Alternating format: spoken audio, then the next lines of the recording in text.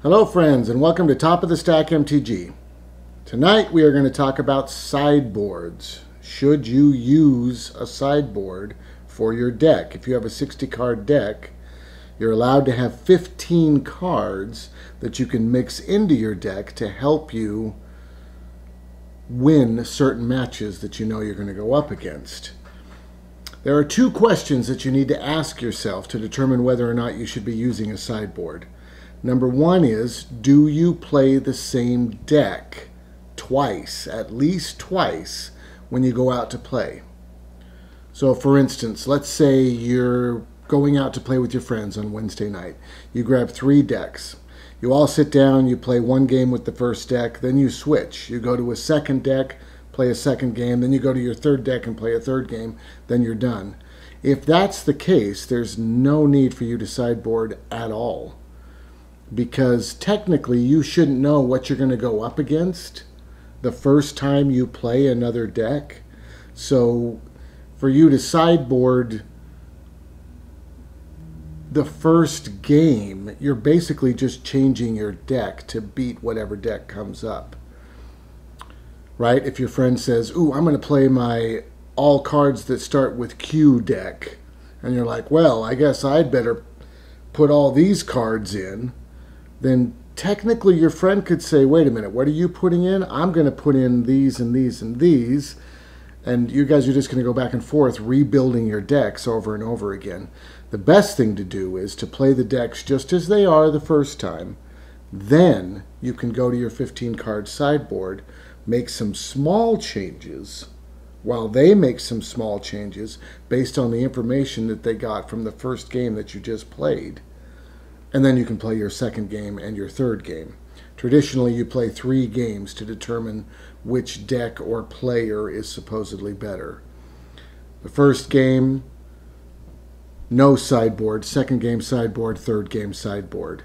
First one to win 2 matches, 2 games of that round, probably has the better deck, you could assume, or better sideboarding or better skill, or a little bit of all. So if you only play 1 game per deck, there's no need for you to have a sideboard. If you answer no to that question, don't worry. But if you do answer yes, if you go there with your deck and you use the same deck each time because you want to get good at it, or you want to see how consistent it is, or how many different types of decks it can beat, or whatever, then you can have a sideboard. The second question you need to answer for yourself is, do you want to win? And I know that's a silly question. It's kind of a strange way to put this question, but your decks need to be balanced. If you go over to your friend's house and you have the deck that just won the Pro Tour, and they're using little starter decks that they got yesterday, and you win, you haven't really accomplished anything, because the decks are so dramatically different. Of course you won. The only way you could not win is if you only drew land and they had a perfect draw, which could happen, right? That's the joy of the variance of the game. But you haven't really accomplished anything by using that deck to beat these simple starter decks. So if you're thinking about sideboarding, but your play group is not, and your decks are balanced, you may not want to, because you will start winning all the time. The sideboard will give you enough of a boost that your win percentage is going to go way up if the decks are balanced and they're not sideboarding. And of course, as we know, if you trounce your friends over and over again, they're not going to want to play. So it's kind of a tough question. Do you want to win? If they're sideboarding and you're sideboarding and the decks are balanced and you want to win, yeah, then yes, you totally should be sideboarding. But if your decks are balanced and they just want to have casual fun and they don't want to sideboard, then I think maybe the answer is no. You don't want to trounce your friends over and over again. So let's say you say yes to both of those questions. Then you should put together a sideboard. When you build a sideboard, the only question you need to answer is, what am I going to play against? Now, hopefully, you and your friends have enough cards and you have enough time that they have a bunch of decks and you have no idea what you're going to go up against. That's kind of the funnest scenario that I can imagine, is they have 27 different decks. You don't know which one they're going to start with. So you just pick one of your 27 and they've got their 27. And you just start playing, and then you realize halfway through, oh my gosh, they're playing this deck. And then hopefully you have stuff in your sideboard that will help you go against this deck. That's your meta. That's your group's meta. The cards that you guys like to use. And then your sideboard can go against those cards and fight those cards. Now, I have no idea what your meta is, so I can't tell you what sideboard cards to use. What I have put together here is just a list of interesting cards in each color that might go well in a sideboard. These are decent sideboard cards. The best way to tell a good sideboard card is if the card would do extremely well against some decks, but be horrible against some other decks, that's a great sideboard card. For instance, destroy all artifacts. You could play all night and not play anyone who has any artifacts in their deck, and that will be the worst card in your deck. Or you could play all night and every person has artifacts galore in all their decks. Then that will be probably one of the best cards in your deck. It depends on what you go up against, and that's why it's a perfect sideboard card. So I've put some cards here that I think are perfect sideboard cards. Of course, you're going to choose different ones. And if you think of any great sideboard cards that I've missed, put them in the comments, definitely. All right, here we go. Let's go over some of these. Authority of the Console. I'm going to go by color. We'll just do white, blue, on and on and on. You guys know. Authority of the Consoles. White card. Creatures your opponents control enter the battlefield tapped. Whenever a creature enters the battlefield under an opponent's control, you gain 1 life. This is a great card against decks that play a ton of small guys. First off, they have to come in tapped, which means if they have haste, it doesn't matter because they're already tapped. They're useless. And secondly, you gain a life for every single guy they play. It's great against aggro. The worst thing that you can do to an aggro player is gain life. It's great in the sideboard. Definitely worth considering. Erase is another one that I happen to find. Exile target enchantment. Enchantments and artifacts are going to be cards that you're going to want to get rid of sometimes. I picked Erase just as a general example of this category of destroying enchantments and artifacts. It's a 1-drop. Excellent white. Fragmentize, this is another one, a 1-drop. Destroy a target artifact or enchantment with converted mana cost 4 or less. That's excellent. I like it more because it's more versatile. It is a shame that it's got to be 4 or less, mana cost 4 or less. But at least it can do enchantments and artifacts. You get to choose, so that's nice. Declaration in Stone. This is another good white sideboard card. Exile target creature and all other creatures its controller controls with the same name as that creature. That player investigates for each non-token creature exiled this way. So this is great. If they've got randomly 2 Gear Hulks out, 2 of the blue Gear Hulks, you can play this. Hit on one of the blue Gear Hulks and they both have to be gotten rid of. That's great. If you hit a bunch of tokens, let's say they're playing a zombie deck and they have 7 2/2 zombies out that are just called zombie, I think you can throw this out, call zombie, and they're all exiled. They're all removed from play. And the neat thing about that is they don't get they don't get to investigate for each of those because they're token creatures. So that's nice. But it's a great sideboard card, Declaration in Stone. Hallowed Moonlight. Until the end of the turn, if a creature would enter the battlefield and it wasn't cast, exile it instead. So this is great against tokens, I believe, because tokens aren't generally cast. You might cast an instant or a sorcery that will give you a bunch of tokens, but that doesn't mean that the token is cast, I don't believe. So it's nice. Great sideboard card if you're going up against a lot of token generation. Immolating Glare, destroy target attacking creature. Removal is excellent. Removal should be in every deck, period, I would say, except there are certain decks coming out now which don't use a lot of creatures.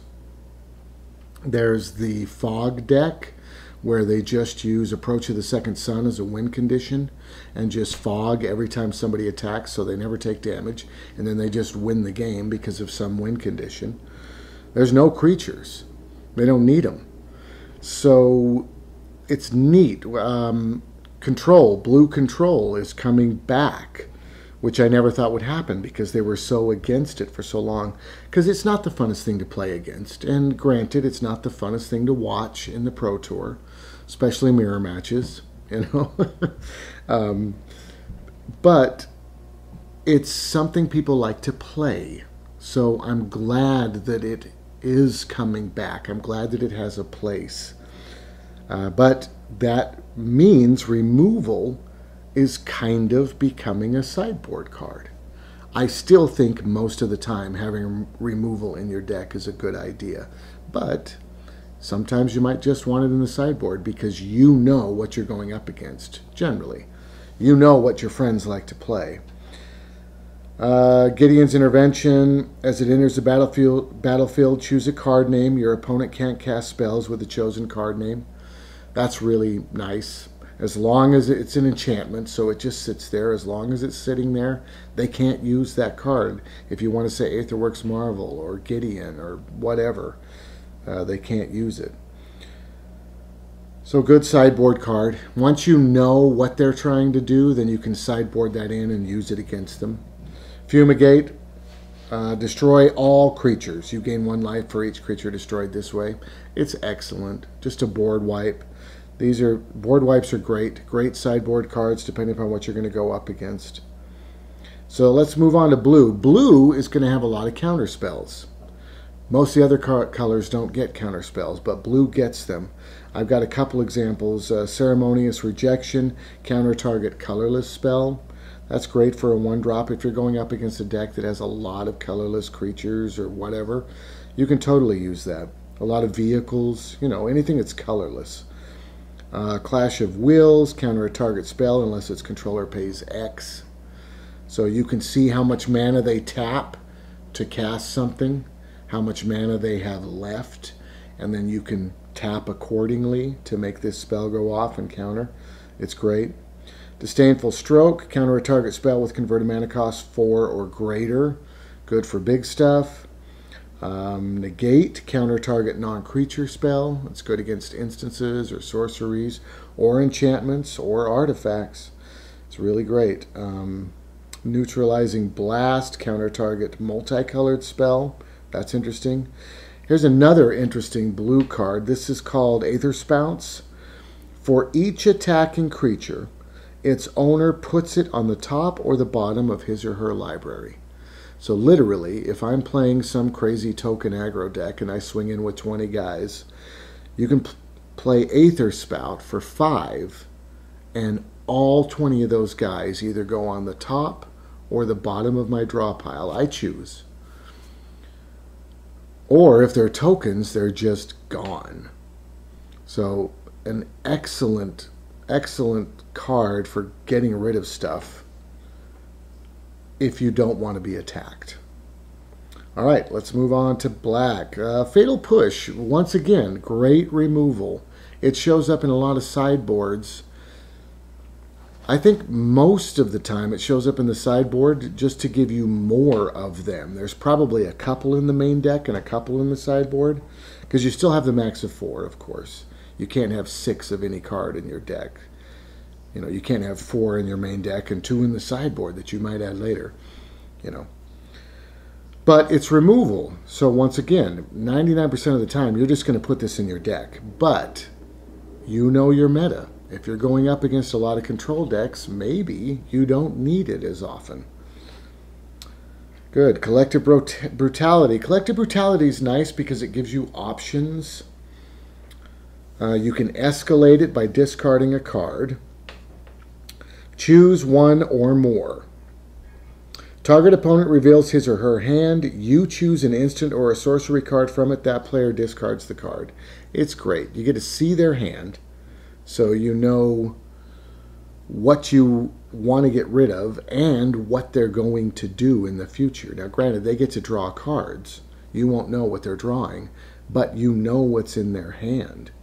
It's great. It's just more information. That's excellent. Target creature gets -2/-2 until the end of the turn. That's just removal. Target opponent loses 2 life. You gain 2 life. Right? Could be good against aggro, I would assume. Lay bare the heart. Target opponent reveals his or her hand. You choose a non-legendary, non-land card from it. That player discards the card. Same thing again. Transgress the mind. Same thing again. Look at their hand. Discard something. They're just great. Dispossess. Choose an artifact card name. Search target opponent's graveyard, hand, library for any number of cards with the chosen name and exile them. You exile all of them.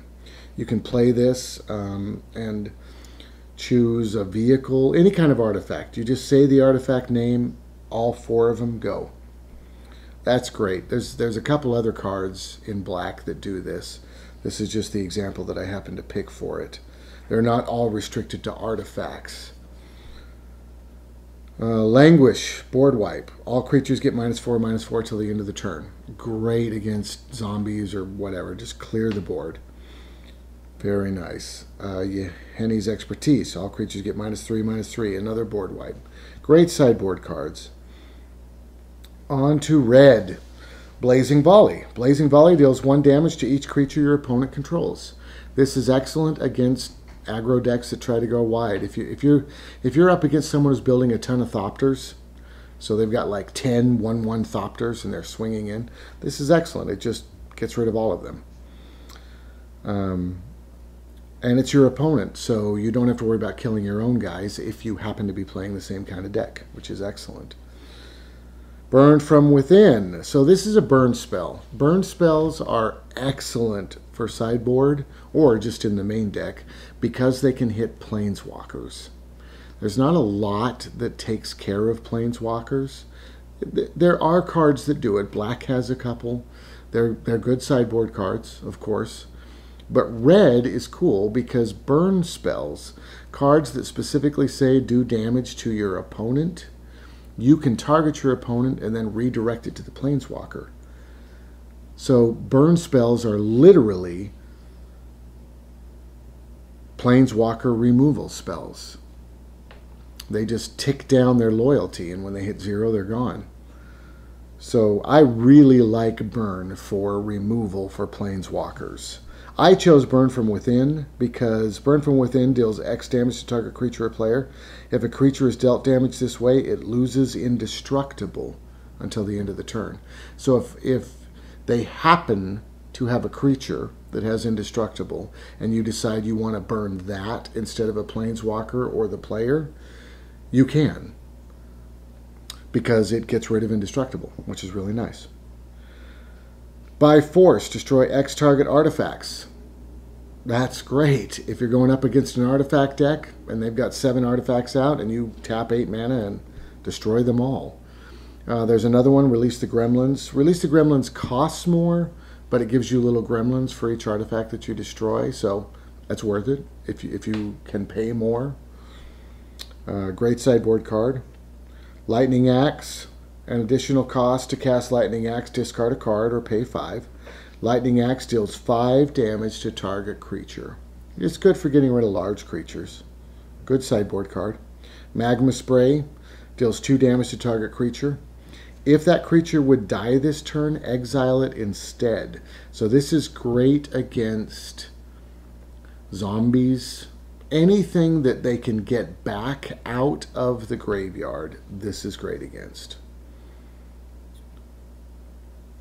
Good. Act of Treason. This is fun. Gain control of target creature until the end of the turn. Untap that creature. It gains haste until the end of the turn. This is a great sideboard card. Good for taking one of their creatures and then attacking them with it. And of course you hope that they block and they kill each other, because then you got rid of two of their creatures. But even if they don't block, even if you just get damage through, it's excellent. It's good sideboard card. If you know they're going to pull out a Gear Hulk of some kind, they've got some kind of big stompy creature that messes you up, you can play this, take that creature from them, and hit them with it. The only negative is then you have to give it back. But it's good for sideboard. Got a board wipe. Kozilek's Return deals 2 damage to each creature. Excellent. Right? Good for getting rid of a bunch of small creatures. There's a lot of board wipes in red. Well, not a lot, but there's a few. This is just the one that I happen to pick. All right, on to green. Blossoming Defense. Target creature you control gets +2/+2 and gains hexproof until the end of the turn. This is really nice if you're going up against, say, a burn deck or something that you know is going to try to kill a lot of your guys. If they have a lot of removal, Blossoming Defense is excellent because it's an instant. So when they play a removal and then they pass priority to you, you can respond by playing Blossoming Defense and become hexproof. So then their removal doesn't work. Or if they're just trying to burn you out, they're trying to knock your toughness down to 0, you can get the +2/+2. It's great. Good. Prey Upon. This is kind of green's removal. Target creature you control fights a target creature you don't control. That's great. If you know you're going to come up against a deck with a lot of creatures in it, you can go ahead and put Prey Upon into your deck so that your creatures can kill theirs before you attack. That's nice. Takedown. Takedown deals 4 damage to target creature with flying, or Takedown deals 1 damage to each creature with flying. This is great.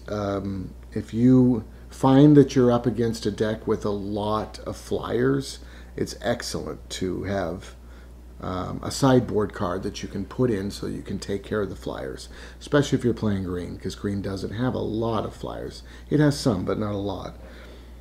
I chose, there's a lot of cards in green especially that will hit flyers. I chose this one specifically because of the versatility. I like that you can take out a bunch of Thopters or a big dragon. You get to choose.